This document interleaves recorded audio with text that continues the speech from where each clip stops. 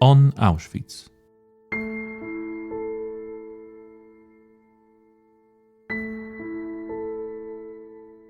The history of Auschwitz is exceptionally complex. It combined two functions, a concentration camp and extermination center. Nazi Germany persecuted various groups of people there, and the camp complex was continually expanded and transformed. In the podcast on Auschwitz, we discuss the details of the history of the camp, as well as our contemporary memory of this important and special place.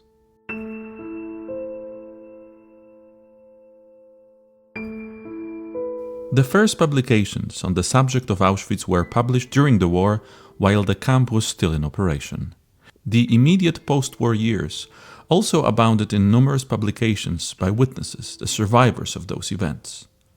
Dr. Wanda Witek-Malicka of the Auschwitz Museum Research Center discusses the advantages of literature written by direct witnesses over literary fiction inspired by the subject of Auschwitz. In recent years, the publishing market has been flooded with publications inspired by the history of Auschwitz.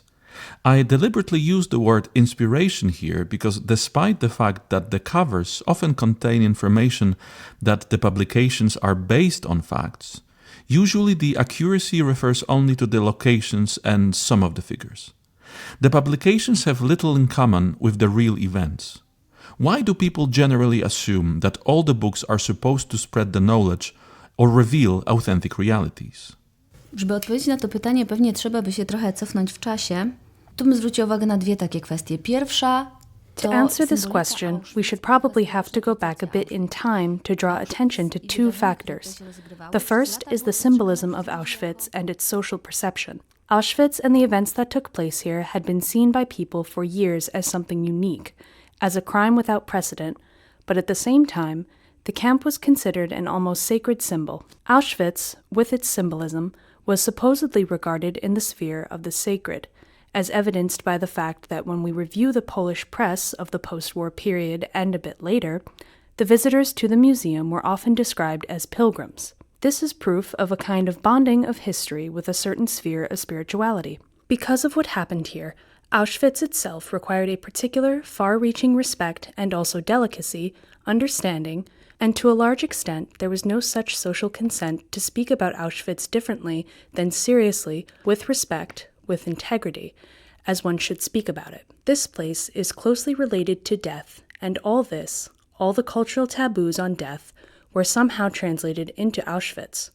Therefore, it was a topic that should not be joked about, that could not be trivialized, in which one could not afford to apply any kind of weak narrative, and it functioned for many post-war years. For instance, regarding the history of memorial publications and what happened to false diaries, here is the example of Misha di Fonseca, also Benjamin Wilkominski. When it turned out that their memories of the Holocaust were not authentic, they were somehow ostracized.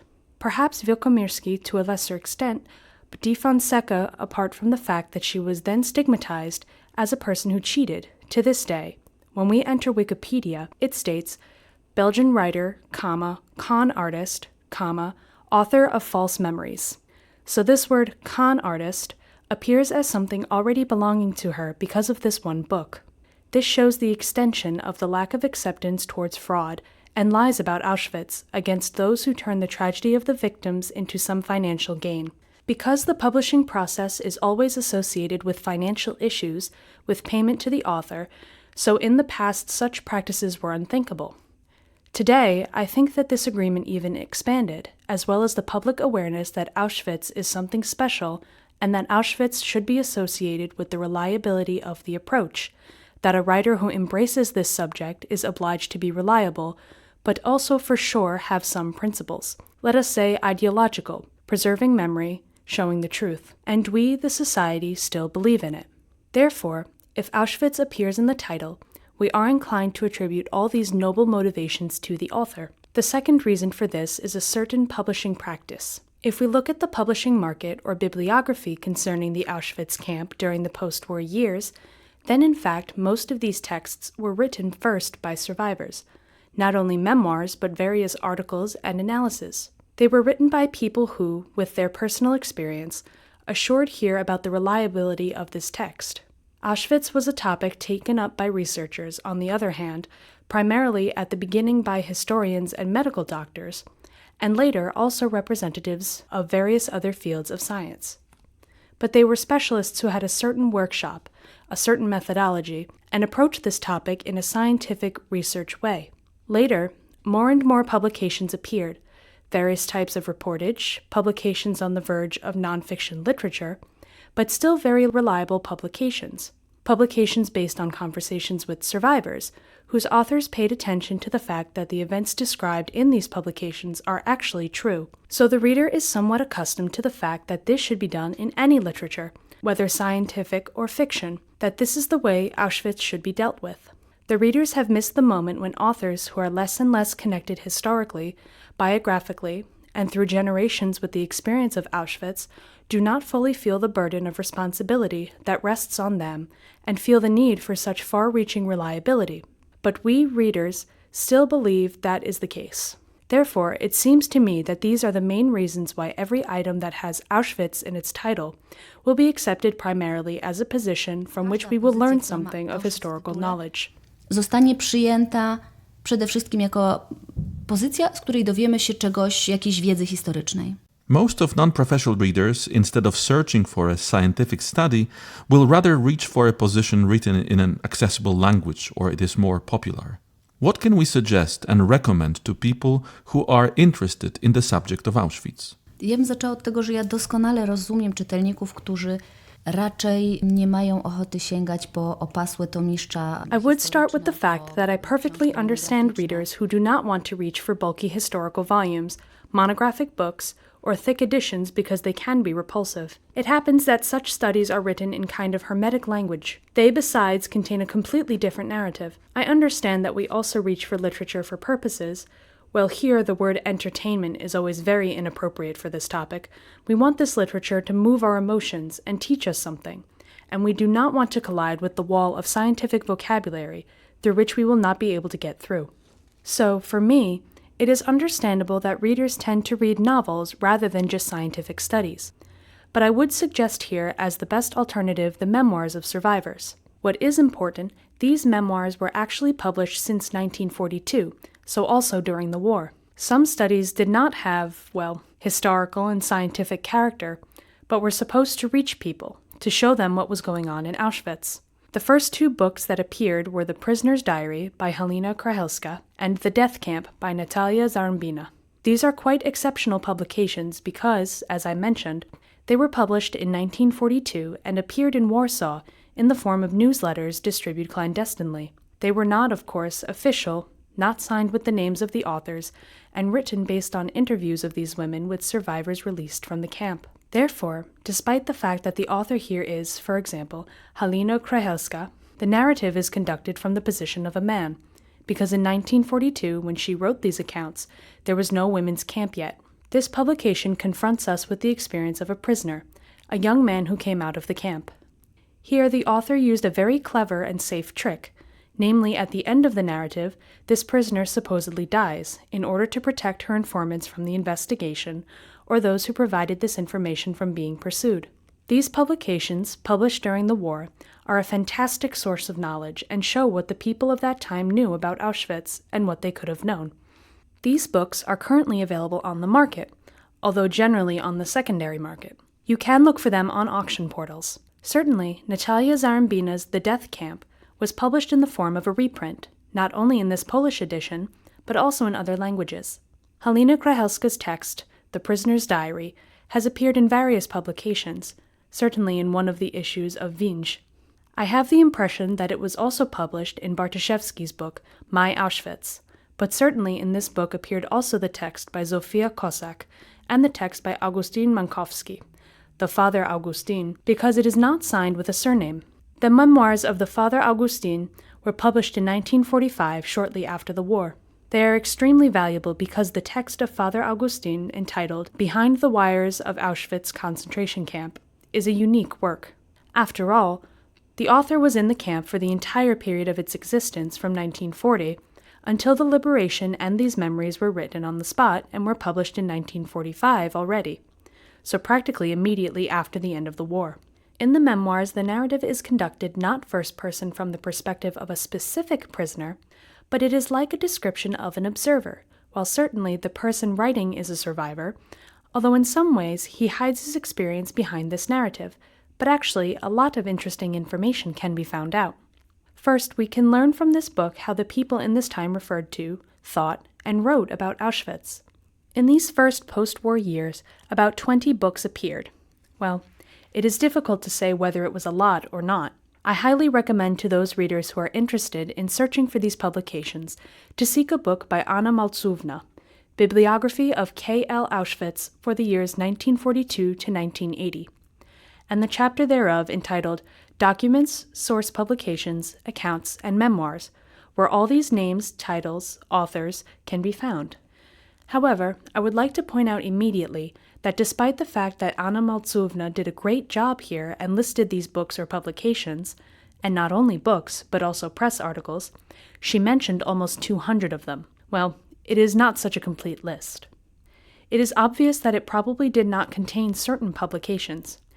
As far as foreign publications are concerned, these include mainly compact publications and, to a lesser extent, press articles. She lists the books that were published in the first post-war years, that is, say, until the 1950s. There were about 20 of them. Such a recommendable position is certainly the one by Philip Friedman, This is Auschwitz, which already appeared in 1945, while a year later the book was released in the form also extended by the text of Tadeusz Auschwitz. This is a very interesting piece, especially for researchers of the era, when we consider how the political themes of 1946 in relation to Auschwitz were included, since Tadeusz wrote here a lot about the camp conspiracy, but still, it should be remembered that this was the narrative of that time. Among such very important books that were published in the first post-war years was the work of Miklos NYISZLI. We know it under the title I Was an Assistant to Dr. Mengele, released in Poland in the 60s, but originally under the title which I will not pronounce because it is in the Hungarian. It appeared in 1947, also shortly after the war. The memories of Miklos NYISZLI have been reissued many times over the years, so there is no problem to reach them. They were unique because Miklos NYISZLI was a member of the Sonderkommando, was forced to cooperate with Dr. Mengele to carry out autopsies at his command. He described his camp experience not only as his camp experience, but also the fate of his daughter and wife, who were sent to one of the transit camps. However, this book tells a lot not only about the history of Sonderkommando, but also about the relations between prisoners, about attempts to save their loved ones. In the first post-war years, texts of women authors were published and already considered classic and very important. The basic one seems to me to be SEWERYNA SZMAGLEWSKA's novel Smoke over Birkenau, published in 1945. The importance of this publication may be confirmed by the fact that it was included as evidence in the trials against war criminals, and therefore the information contained therein was indeed considered important and very reliable. I highly recommend SEWERYNA SZMAGLEWSKA's work, but not only the Smoke over Birkenau, but also the other texts by this author in a more fictionalized form. SEWERYNA SZMAGLEWSKA is also the author of such books as Scream of the Wind or It Will Be a Beautiful Day, describing her camp experiences, and certainly, although these are books that have a more fictionalized form, I have also read about them as literary documents, which also proves the value they have. These are books written in a very accessible language, and therefore, I think, being attractive to the reader.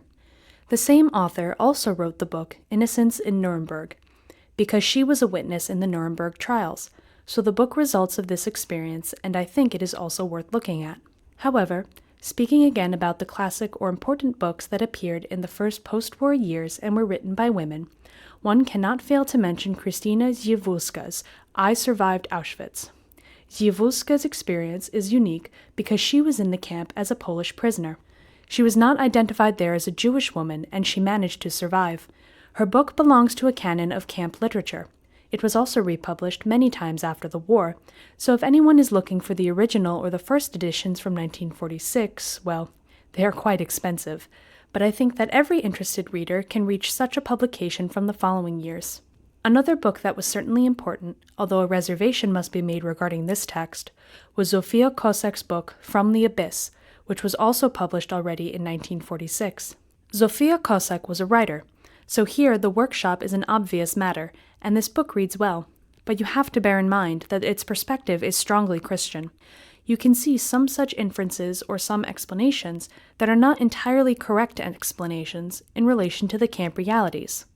And it is interesting that after the war, after the publication of these memoirs, another survivor, Tadeusz Borowski, entered into a polemic with Zofia Kossak. He wrote the text Alice in Wonderland, which I also really recommend, but just after reading the book by Zofia Kossak, because there he argues with certain myths that she created. He gives an example of the myth that she created, such as Polish female political prisoner, allegedly, were the most resistant ones because their faith helped them, because they were deeply religious. This is, of course, a perspective of the author, but it must be remembered that first, certainly not all Polish women who were in the camp were deeply religious, and secondly, Zofia Kossak completely omits such issues as the fact that Polish women received packages, and here it was very important help, which could really decide about survival in a direct way that their conditions were often simply better. So Borowski deals with this kind of myth in his text. Among the texts of the male authors at that time, in 1946, there was also an extremely important position, a book by Tadeusz Borowski, Janusz ÄZYWULSKI, and Krystyn OLSZEWSKI, entitled We Were in Auschwitz.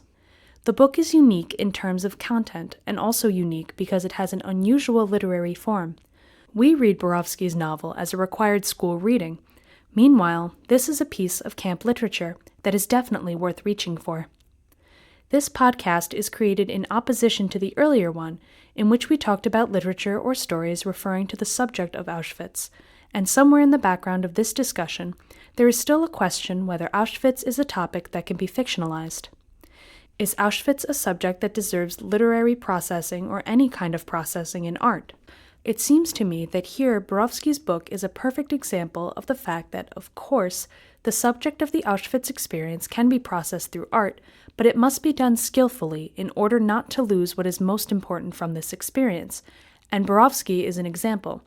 How indeed literary processing can serve this subject matter, that the reader reads it even though it is a harrowing book, and indeed the descriptions contained in it are macabre moments, such as the macabre life of the camp was. But when the reader begins to read it, it is difficult to detach himself from this reading. This reading makes you think. This reading opens your eyes to certain issues related to war, to human nature, to the existence of man in the camp, and this book also deals with certain myths surrounding survivors.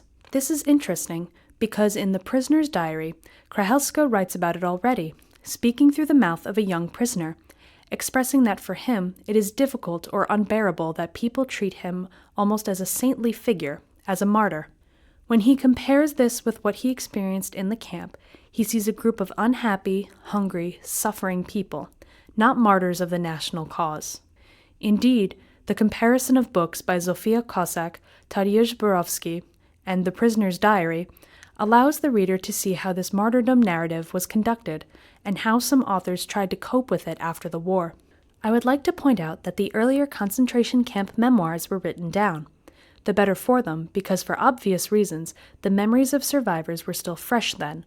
Many details or specifics had not yet slipped into areas of forgetfulness.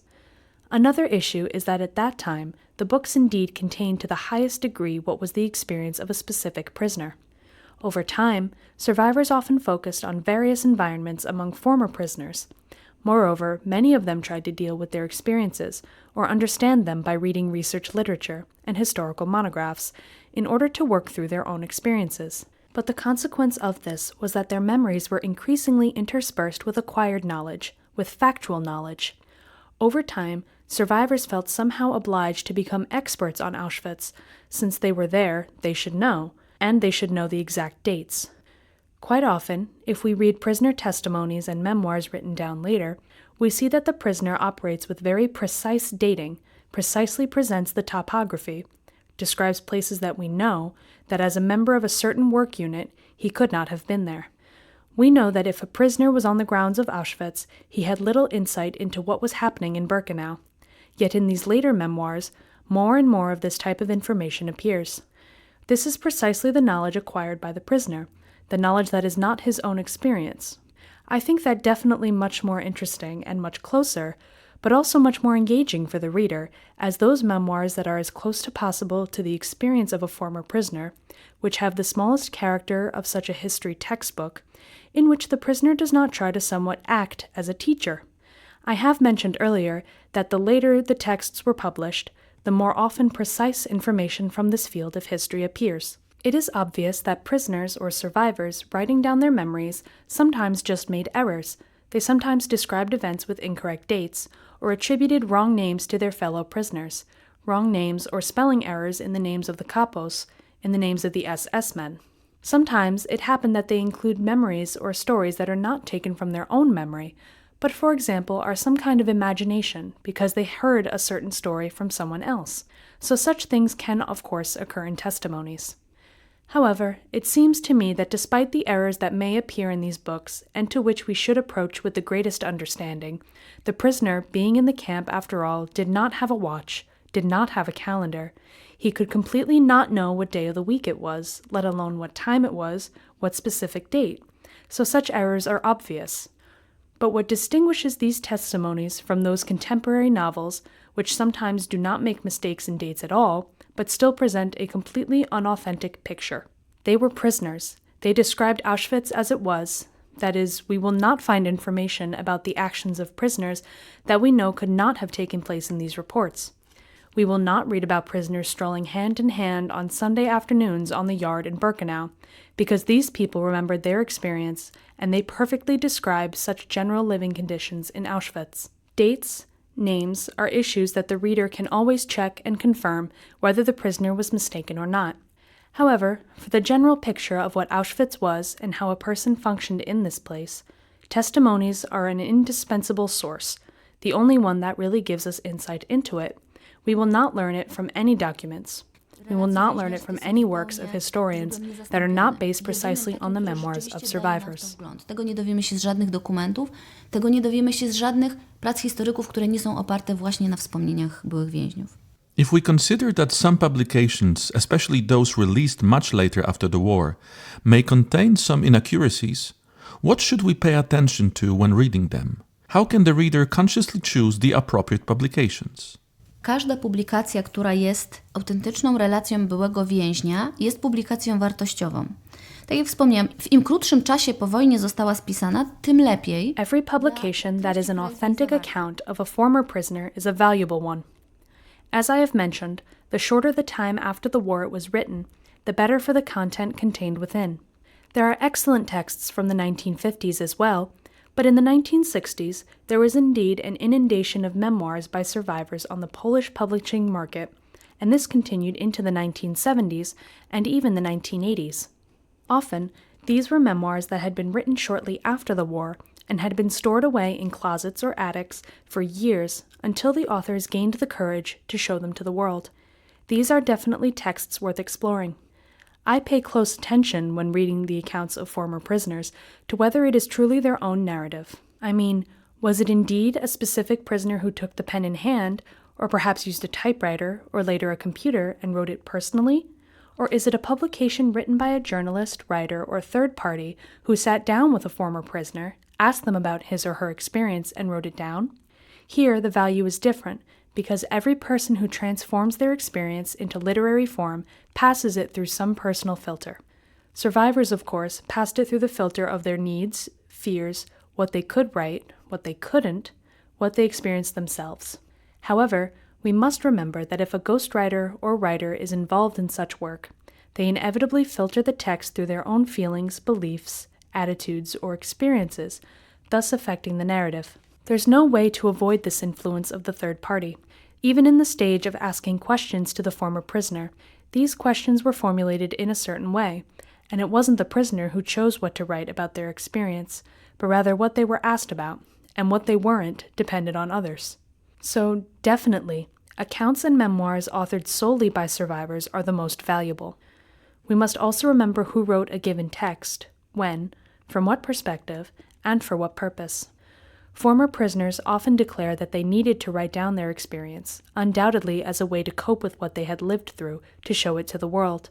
I assume that psychologists could say more about the therapeutic role that memoirs play here.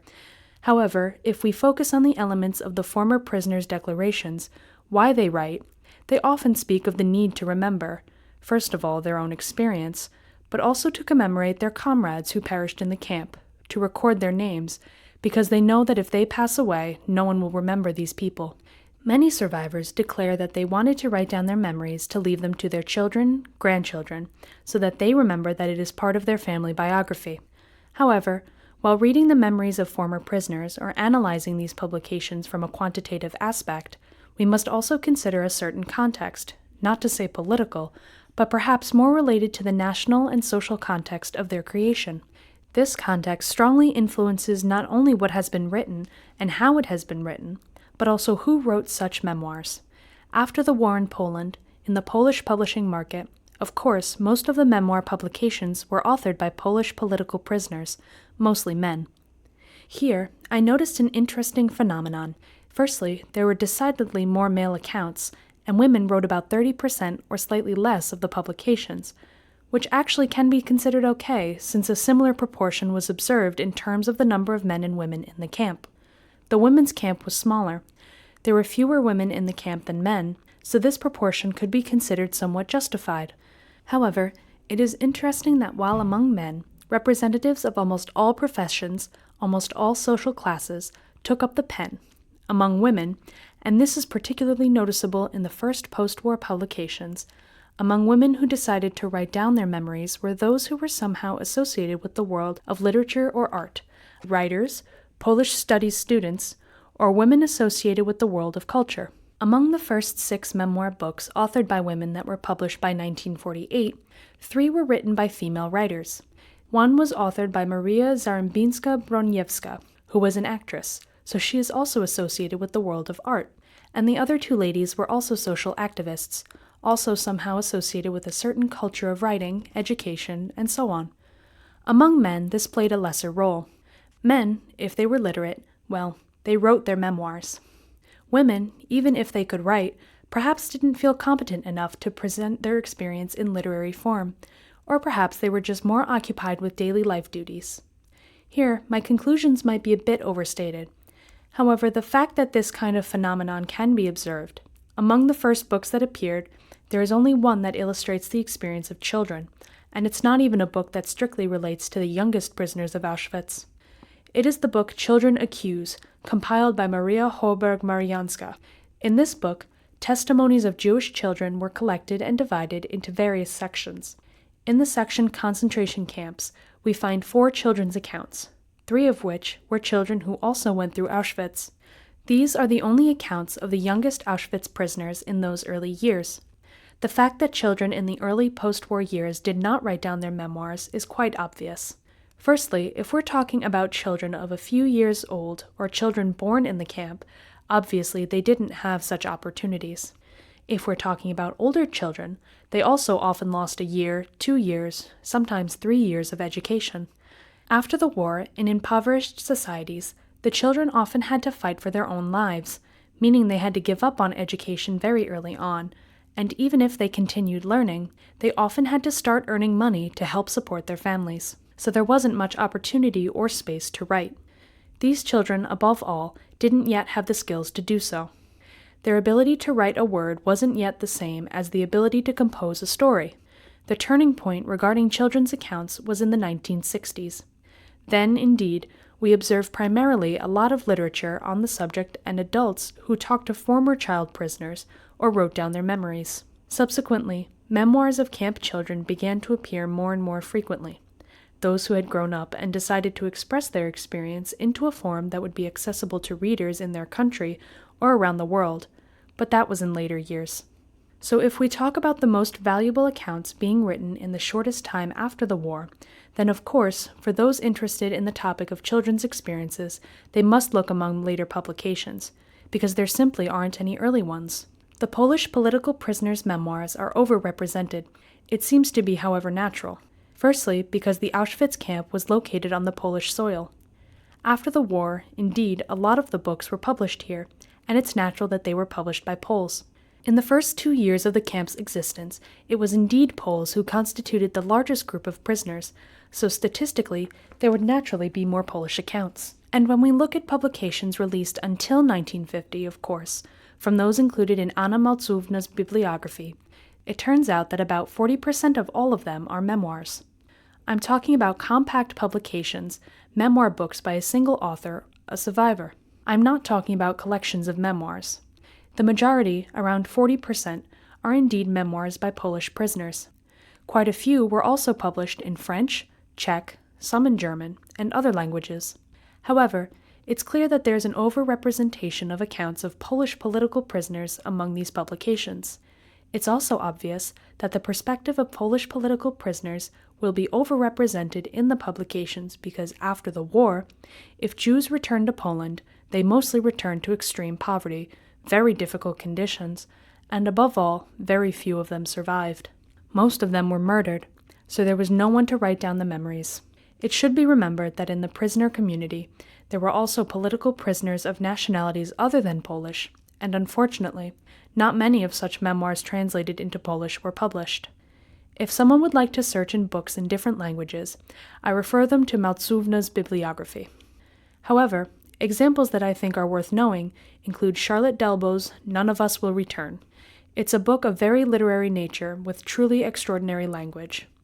There have been quite a few memoirs by Czechs, including Vladimir Hanek's Dead Resurrected, which was published in 1946, so I'm not sure about the availability of this book at the moment, but it might be worth looking for. Very few memoirs written by Roma people imprisoned in the so-called Zigeunerlager, or family camp for Roma, have survived. There's Otto Rosenberg's book, Burning Glass, and perhaps because there are so few, I think it's worth mentioning and exploring. There are also very few surviving memoirs of Soviet prisoners of war, simply because most of them perished. It's worth reaching for Andrzej Pogorzel's book and seeing that different perspective. Warto sięgnąć do książki Andrzeja Pogorzewa i też zobaczyć tą inną perspektywę. So it's worth looking for memoirs that are diverse in terms of nationality, gender, age, and the author's experiences. Is there anything else to consider when choosing a book to read? Podkreśliłabym tutaj to, że Auschwitz, w przeciwieństwie do tego, co widzimy we współczesnych powieściach, tych takich popkulturowych, Here, I would like to emphasize that Auschwitz, unlike what we see in contemporary novels, those from pop culture, where Auschwitz is depicted in a very static, unchanging, and universal way, as if the experience of an Auschwitz prisoner was something very general, as if every prisoner in the camp basically went through the same thing. No, the experience of Auschwitz was very different. The camp itself changed over time, depending on the wartime and political situation, and also its localization. Completely different conditions prevailed in the main camp in Birkenau and in various subcamps. The life of prisoners in transit camps, family camps, or women's camps, and the hospital ward was also different. There is no such thing as a universal Auschwitz experience. If we ask what a prisoner lived through in Auschwitz, it cannot be generalized. Polish political prisoners brought in 1940 to 1941 saw Auschwitz differently than those brought in 1944. The experience of Jews in the camp was different. From those who were deported there before 1942, practically nobody survived. The experience of the Jewish prisoners that arrived in 1944 was different, since the camp, as I mentioned, was already a completely different institution than what was planned to be created in 1940. When the camp was created, no one predicted that it would become the largest center of mass extermination. Nobody considered the extermination in the form we know it from 1943 or 1944. Therefore, it must be remembered that this changing Auschwitz, as well as the different conditions prevailing in its various parts, determined this experience and very much differentiated it. Another issue is that every individual who entered the camp brought with them what we call cultural capital, with their network of acquaintances, experiences, education, skills, all their demographic attributes.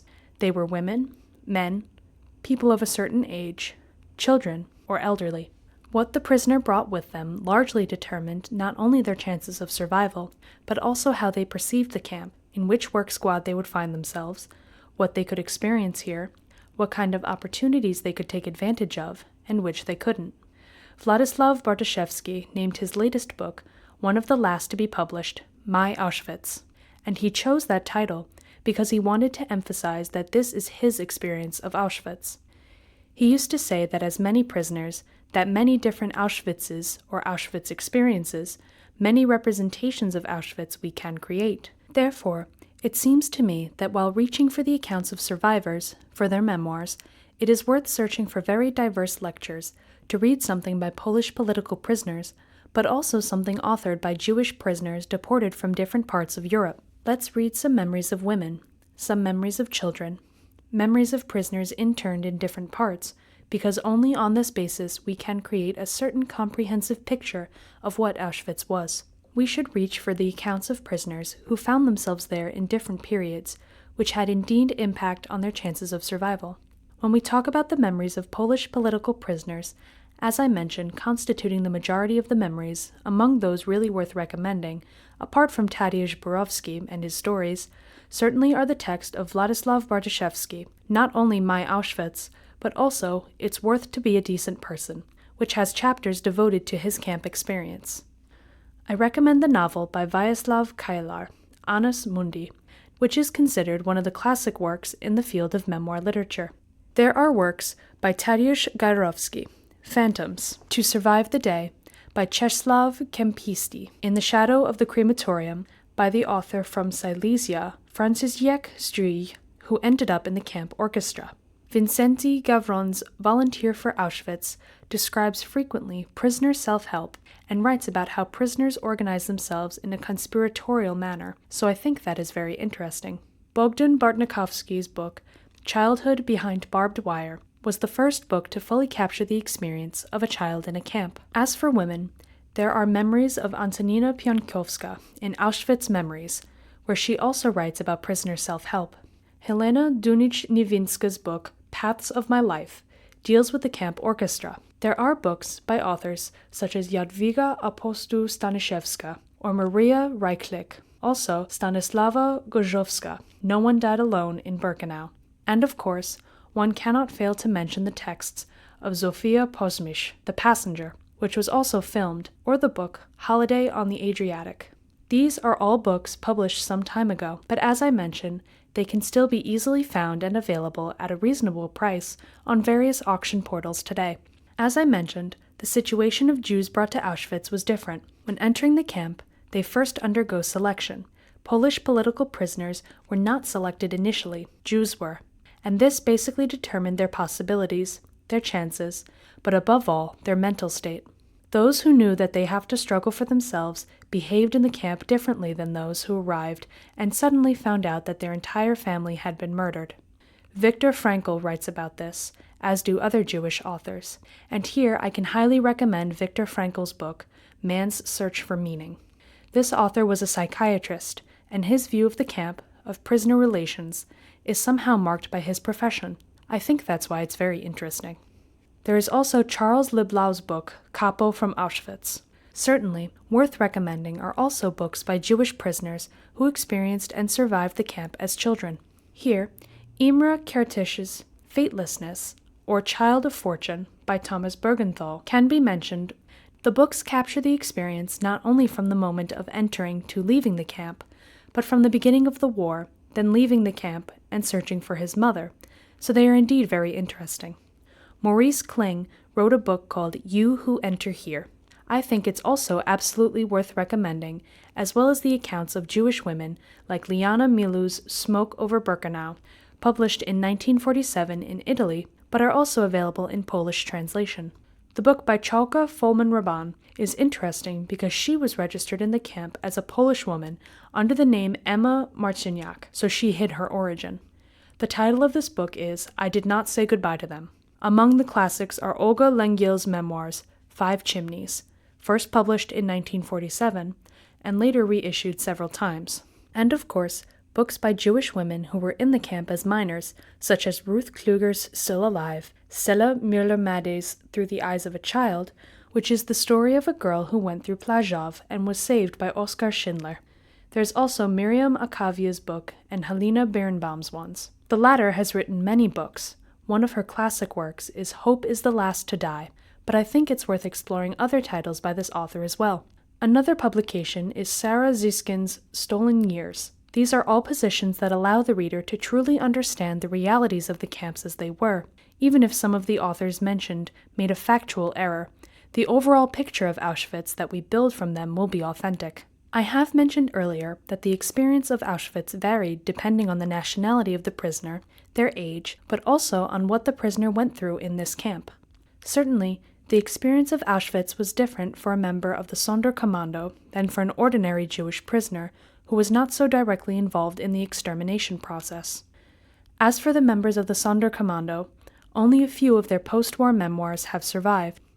We have Shlomo Venezia's book, Sonderkommando, In the Hell of the Gas Chambers, or the recently translated into Polish book by Philip Müller, In the Crematoria of Auschwitz. However, what is particularly valuable are the notes of the Sonderkommando prisoners written during the war and hidden in the ground around the crematoria, later found and published in a volume entitled Among the Nightmare of the Crime, Notes of the Sonderkommando Prisoners. There we can perceive, among others, post-war testimonies of Stanislaw Jankowski, but also notes of those prisoners who were members of the Jewish resistance movement, participated in the uprising, and did not survive the camp, including Zalman Grodowski, Zalman Leventhal, or Chaim Herman. I think this is a particular and truly unique lecture. There are several positions on the market I also highly recommend, such as interviews with Henrik Mandelbaum, who was a member of the Sonderkommando. He survived the war and gave the interviews. There are several books, such as a novel entitled Sonder, published some years ago. Among the newer publications, there is also a conversation with the same survivor, me from the Auschwitz crematorium. This book is particularly precious because the interview was carried out by a historian of the Auschwitz-Birkenau State Museum, so it was Dr. Igor Bartoshik who did it. And it wasn't just one conversation they conducted as they met, but the talks had been spreading out over a long period of time, so it seems to be quite profound. And at the same time, Dr. Bartoshik, as a specialist possessing the knowledge of Auschwitz, immediately corrected or explained certain information provided by Henrik Mandelbaum, so this is definitely a book that I can endorse. A very unique perspective will certainly be the one of escapees from Auschwitz, or prisoners and also authors somehow associated with the underground, like Kazimierz Albin's book Arrest Warrant, or Jerzy Bielecki's Who Saves One Life. Both of them were prisoners of the first transport of Poles to Auschwitz, so they really experienced a lot here in the camp. They witnessed the camp from its creation, so their testimony is very significant. When it comes to Jerzy Bielecki's book, Who Saves One Life, it is exceptional because the author met in the camp a Jewish girl, Zila Zacharewicz, later after the war, ŻYWULSKA, and they escaped together. It's a story similar to those of Edvard Galiński and Mala Zimetbaum. They also escaped, only they were not successful, were caught, brought back to the camp, and murdered. Władysław Kilar writes quite extensively about them. He was friends with Edvard Galiński in the camp. Jerzy Bielecki and Zila ŻYWULSKA succeeded, and Jerzy Bielecki described it. The story itself is very interesting, but the author also shows great literary skills here. This book is really very well written, almost like a thriller. Therefore, I highly praise it. And when we talk about comparing contemporary literature, popular literature, with what the publishing market already offers us regarding K.L. Auschwitz, a book called Lovers from Auschwitz appeared recently, which is in some way inspired by this story. Since I've read both of these books, in the book Lovers from Auschwitz, the love story of Jerzy Bielecki and Zila ță is actually completely changed, and I wonder if there is a need to write fiction about a true story whose main character has left his own account. He wrote it in the most authentic way possible because he himself participated in all these events. So if any of you are wondering about Lovers from Auschwitz, then definitely Who Saves One Life will be a better choice here.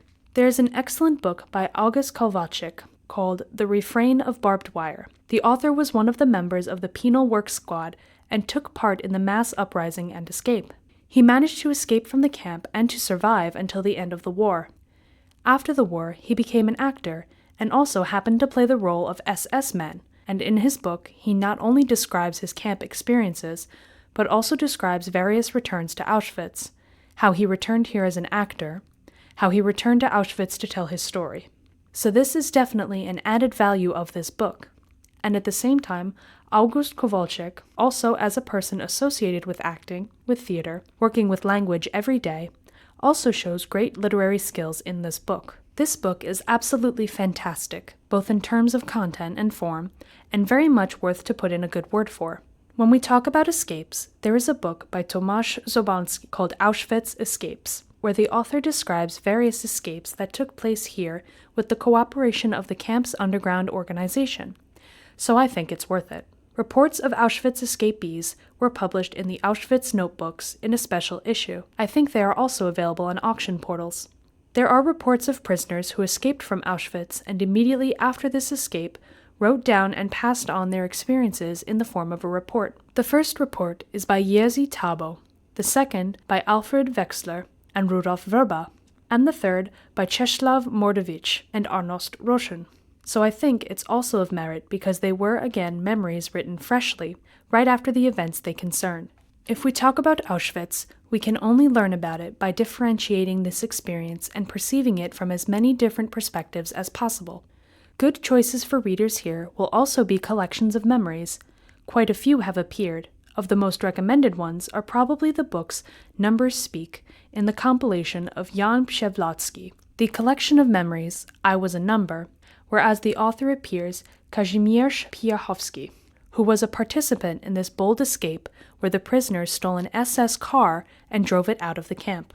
His testimony and the ones of his fellow inmates are included there.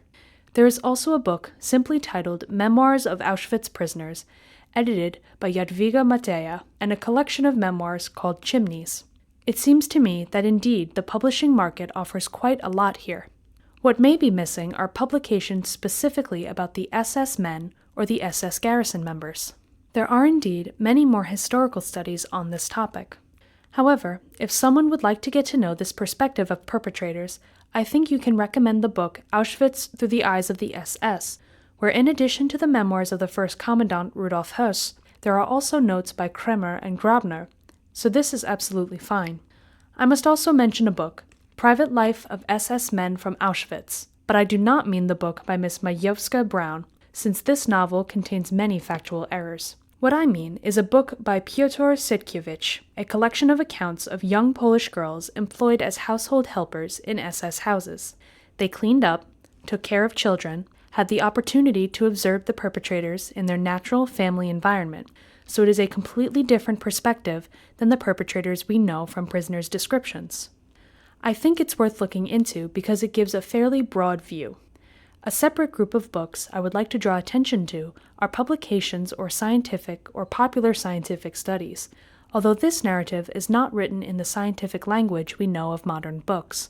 These are publications or studies created by former prisoners, capturing or trying to capture the camp from a very human perspective and from a broader perspective than just the author's own experience.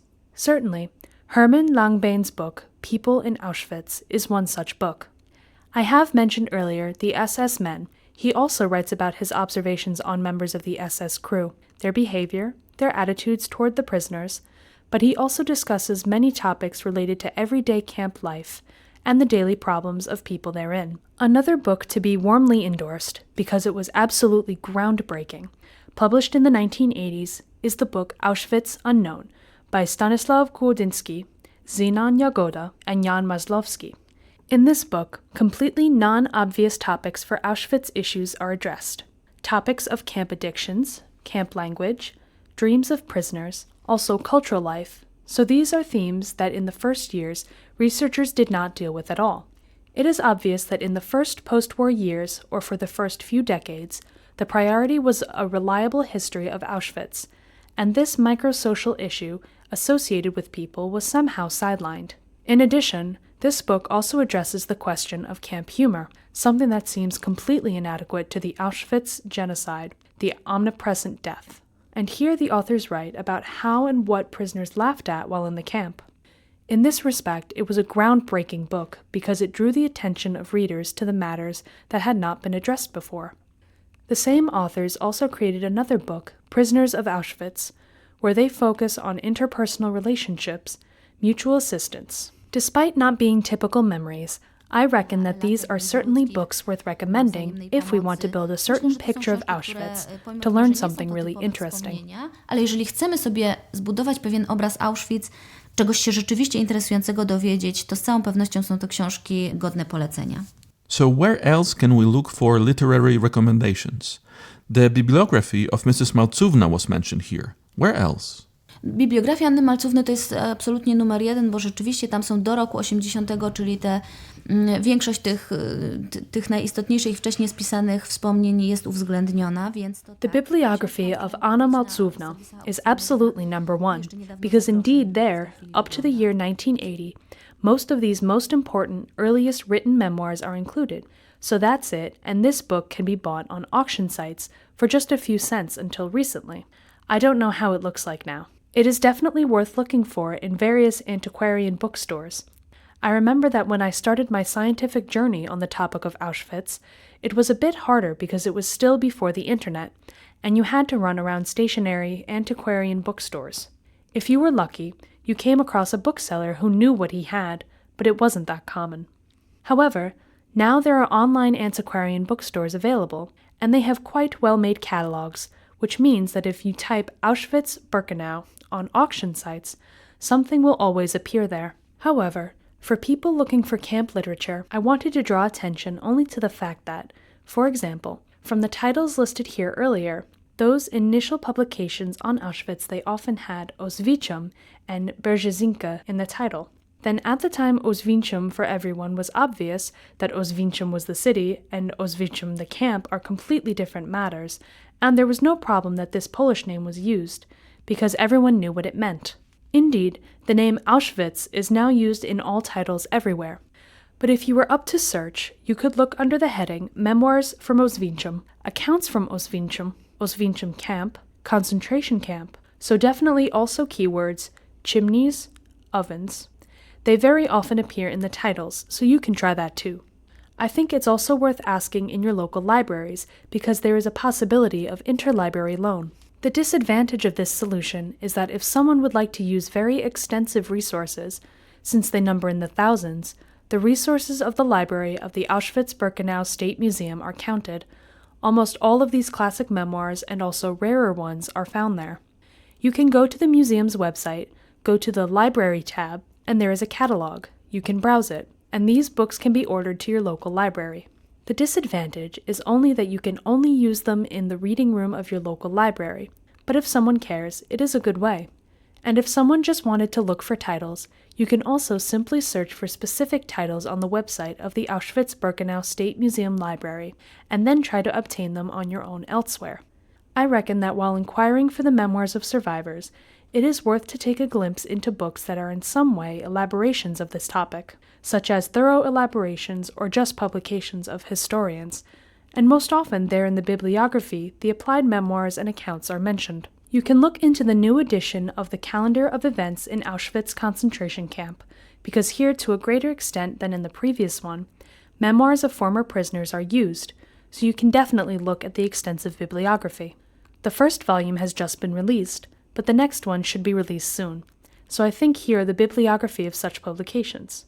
Also, in the bibliography of the book A Monograph on the Human, written by Piotr Tsiewinski, an enormous number of accounts of survivors was used, and not only those deposited in archives, but also those published.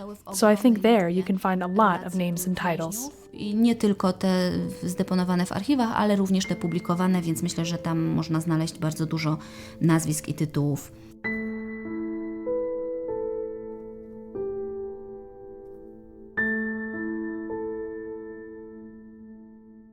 All episodes of the On Auschwitz podcast are available at auschwitz.org/podcasts.